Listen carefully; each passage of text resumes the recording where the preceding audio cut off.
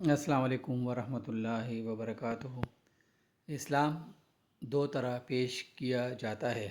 ایک وہ جو مسجد تک محدود ہو، عبادت انفرادی ہو اور سیاست و معیشت پر کفر کے نظام کا قبضہ رہے۔ یہی اسلام فرعون، ابو جہل اور آج کا مغرب چاہتا ہے۔ اور دوسرا وہ اسلام جو مسجد سے معیشت تک، عدالت سے سیاست تک، غرض پوری انسانی زندگی پر غالب آئے، ظلم کی جڑ کاٹے اور باطل کو للکارے۔ یہی اسلام اللہ کو مطلوب ہے اور یہی انبیاء کا پیغام تھا۔ اسی اسلام پر اصل جنگ ہے اور یہی اصل اسلام ہے۔